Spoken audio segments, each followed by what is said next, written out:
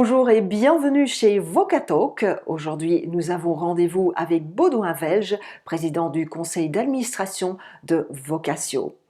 Monsieur Velge, bonjour, bienvenue, merci d'avoir accepté notre invitation. Alors, je ne dois pas vous le dire, 2020 est en train de se développer comme une année très particulière. Nous en connaissons tous la raison.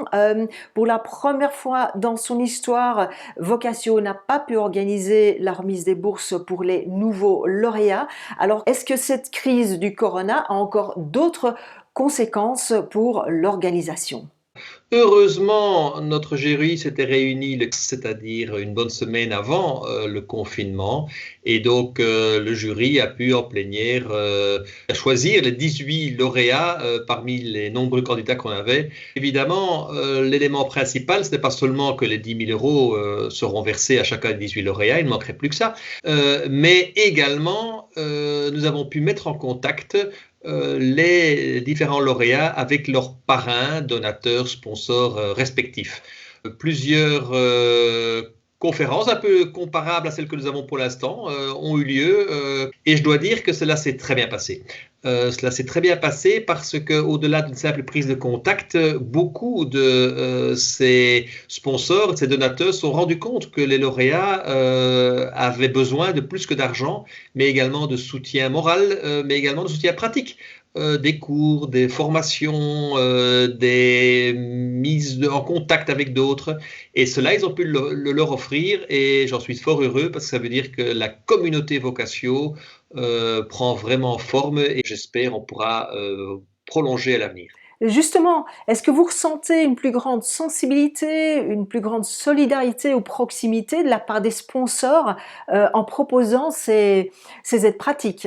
Écoutez, je crois que la crise Corona, dans notre domaine comme dans tous les autres domaines, ne va pas changer radicalement les choses, elle va accélérer certaines choses qui étaient déjà en mouvement.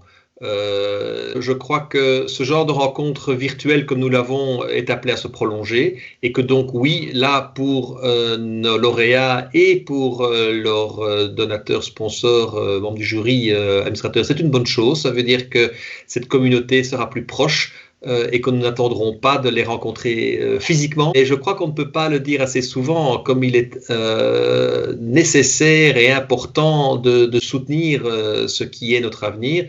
Et comme souvent pour ces jeunes qui après deviendront peut-être des gens très célèbres, très connus et très reconnus dans leur domaine, eh bien que leur début n'était pas si évident et que si quelqu'un ne les avait pas aidés, si quelqu'un ne leur avait pas mis la pied à l'étrier, si quelqu'un ne les avait pas soutenus, eh bien ils ne seraient pas là où ils sont.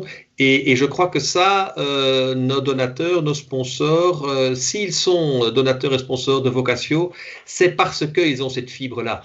Parlons un peu de cette communauté et surtout la création d'une communauté. Vocatio est déjà pas mal présent sur les réseaux sociaux, je pense notamment à Facebook, Instagram, LinkedIn. Est-ce que vous allez encore élargir cette communauté ? Qu'est-ce qui va se passer dans le futur ? Je crois l'avenir très proche, donc certaines choses sont déjà là sur le site internet de Vocatio. Toutes les petites vidéos que les lauréats avaient tournées pour présenter leur projet ont été mises à disposition. Elles ont été d'ailleurs rendues live le 14 mai, un jour où on aurait dû remettre les bourses, et comme ça on a pu non seulement faire connaître les noms, mais également permettre à chacun d'avoir un peu de contact avec eux de façon virtuelle, mais contact quand même. Très régulière, nous allons non seulement sur LinkedIn et Facebook, mais également sur Instagram par exemple, relancer ces petites vidéos de façon à ce qu'on puisse avoir et toucher une communauté très large.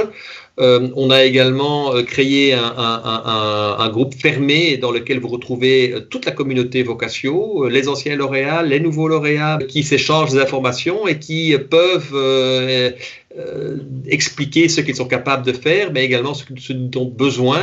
Un autre point, si je peux, également, que nous avons fait pour aider nos jeunes, vous savez que nous avons énormément de jeunes qui sont actifs dans le domaine artistique. Eh bien, au niveau des musiciens, nous avons regardé comment on pouvait les aider à enregistrer un concert virtuel. Vous savez que nous avons dans notre conseil Paul Dujardin, le patron très dynamique de Beaux-Arts, et qui, bien entendu, a apporté son soutien complet à ce genre d'initiative, ce qui, pour les jeunes, est formidable parce que c'était un moment épouvantable pour un jeune musicien ne pas pouvoir jouer devant un public est quelque chose de dramatique.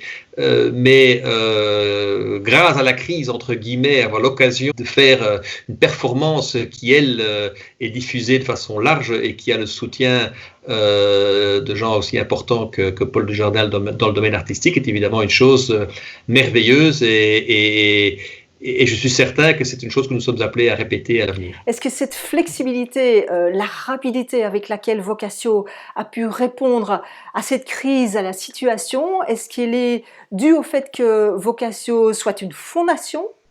Alors, je pense que c'est dû à beaucoup de choses. C'est dû d'abord au fait du dynamisme de l'équipe en place, parce que sans équipe, il ne se passe rien.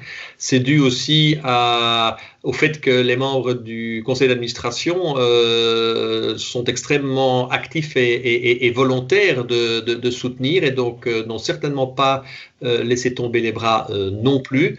Je crois que oui, nous avons une structure très légère et donc par définition une structure légère est capable de rebondir plus facilement parce qu'elle n'a pas trop de procédures et d'histoires à respecter. C'est vrai aussi qu'on a eu la chance que nous étions bien financés. Aucun des donateurs que nous avions nous avait faux bons. Oui, les Dubourg sont restés financés parfaitement. Comme vous le savez, nous avons encore du capital qui nous avons hérité d'Émile Bernheim, qui a créé la fondation de la Vocatio à l'époque en 1963 en Belgique. Tout ça montre qu'effectivement Vocatio a beaucoup de rebondants et de réponses adéquates aux problèmes du jour.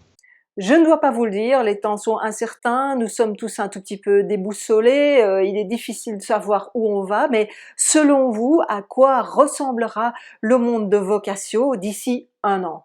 Alors, espérons d'abord que la crise de Corona sera derrière nous. J'ose espérer que nous pourrons avoir notre remise de bourse traditionnelle le mois de mai de l'année prochaine. Par contre, si je dois faire un pari, c'est que je crois que nous aurons en tous les cas de nouveau au moins 18 lauréats et de très bons lauréats choisis par un jury de qualité, que nous aurons probablement la totalité des donateurs actuels et peut-être plus. J'espère qu'on sera arrivé à convaincre d'autres donateurs de nous soutenir aussi, qui auront découvert. Et pourquoi ils l'auront découvert alors qu'ils ne savaient pas avant? Eh bien, parce que grâce à la crise, nous avons été plus virtuels, nous avons été plus digital et donc paradoxalement plus présents. Et voilà un beau message pour terminer cette interview. Merci Monsieur Welge, merci de nous avoir accordé du temps. Je vous donne d'ores et déjà rendez-vous dans un an pour vérifier si tout cela a été mis en place et en tous les cas, je vous le souhaite. Merci et à bientôt. Voilà, merci beaucoup et à l'année prochaine.